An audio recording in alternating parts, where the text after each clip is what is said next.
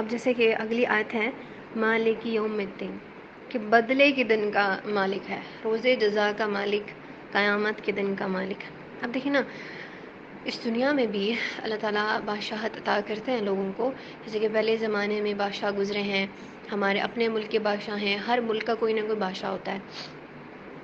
But نا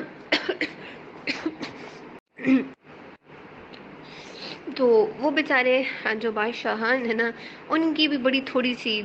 بڑے تھوڑے سے اختیارات، بڑی مطلب اللہ کے سامنے تو وہ چیز کچھ بھی نہیں ہے، بٹ وہ نا اس کے اوپر بھی بڑے اطراء رہے ہوتے ہیں، بڑا ان کے اوپر فخر ہے۔ لیکن اللہ کی سے بادشاہ ہے کہ وہ ان بادشاہوں کا بھی بادشاہ ہے، ایسی اس کی جو ہے وہ حکومت ہے۔ اور جیسے کہ قرآن مجید میں آتا ہے کہ یعنی زمین اور اس کے اوپر کی تمام جو مخلوقات ہیں نا، ان کے مالک ہم ہی ہیں، اور ہماری ہی طرف ان سب کو جو ہے وہ لوٹ کر آنا ہے۔ اور اللہ تعالیٰ چاہے وہ جانور ہیں، وہ پرندے ہیں، وہ انسان ہیں، وہ جنات ہیں، وہ جو بھی چیزیں ہیں، وہ ان سب کا مالک ہے۔ اور جیسے کہ پہلے جو فرعون، نمرود اور اس طرح کے جو جابر انسان گزرے ہیں، جنہوں نے ان کے فرعون جو کہا کرتا تھا انا ربکم الاعلی، تو کدھر گیا وہ؟ اس کی ڈیڈ باڈی کو تو سمندر نے بھی قبول نہیں کیا، اب وہ پڑا ہوا ہے کسی جو ہے وہ ایسے میوزیم میں۔ تو اللہ تعالیٰ ایسے بادشاہ ہیں جو قیامت کے دن روز جزا کے دن کے مالک ہیں۔ اور اللہ تعالیٰ جیسے کہ اب کچھ لوگ ہوتے ہیں نا، ان میں نا بڑا تکبر ہوتا ہے، وہ اپنے آپ کو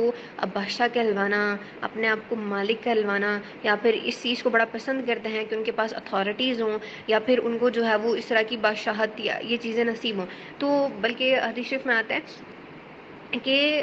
جو ہے وہ رسول اللہ فرماتے ہیں بدترین نام اللہ تعالیٰ کے نزدیک اس شخص کا ہے جو شہنشاہ کہلائے، اور حالانکہ اللہ کے سوا تو حقیقی مالک کوئی بھی نہیں ہے۔ اور ایون کہ آتا ہے کہ حدیث شریف میں آتا ہے کہ جب قیامت کا منظر جیسے کہ جب بیان کیا گیا، اور کہ اللہ تعالیٰ جب زمین کو قبضے میں لے لے گا، زمین و آسمان جو ہے وہ لپیٹ دیے جائیں گے، قرآن کریم میں بھی یہ منظر بیان کیا گیا ہے،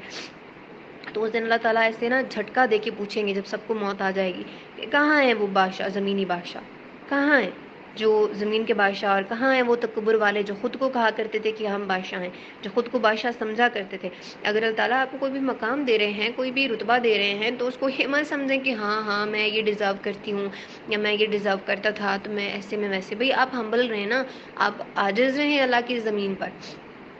آپ خود کو کیوں ایسے القابات سے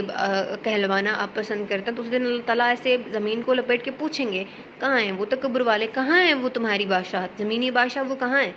آج کے دن کی بادشاہت کس کی ہے،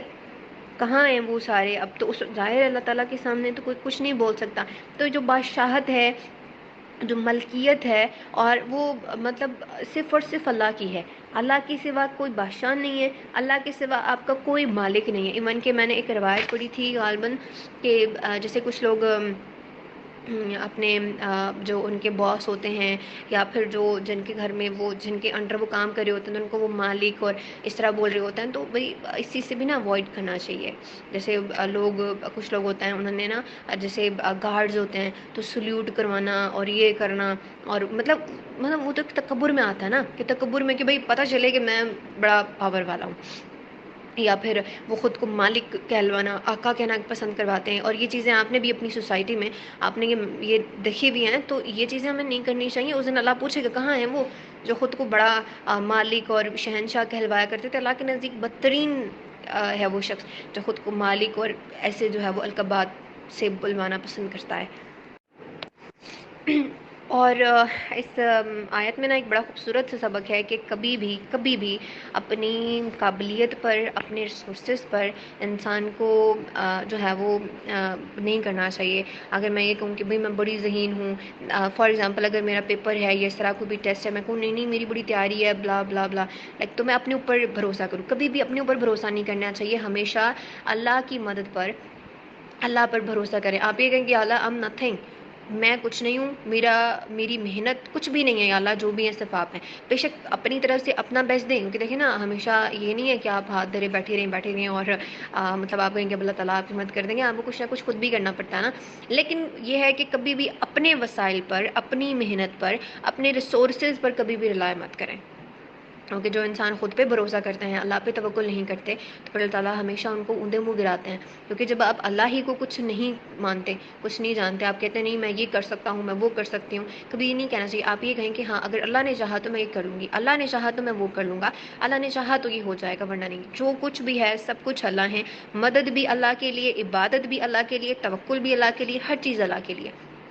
ہر وہ چیز ہمارے لیے ہمیں ذلیل و رسوا کر دے گی، جہنم کی گہرائیوں میں ڈال دے گی، جو چیز ہم اللہ سے ہٹ کے کریں گے یا اللہ کے سوا کرنے کی کوشش کریں گے. تو جیسے کسی اور سے مدد مانگیں گے تو آپ کو مدد نہیں ملے گی، صرف ذلت اور رسوائی ملے گی، یا پھر جہنم کی کوئی آپ کو گھاٹی مل جائے گی، لیکن آپ کو جو ہے وہ مدد نہیں مل سکتی. صرف یہ اللہ تعالیٰ ہی ہیں جو آپ کی مدد کر سکتے ہیں، جو آپ کے کام بنا سکتے ہیں، جو آپ کو کامیاب کر سکتے ہیں. پھر یہ کہوں گی کبھی بھی اپنی طاقت پر، اپنی ذہانت پر جو ہے وہ کبھی بھی بھروسہ مت کریں.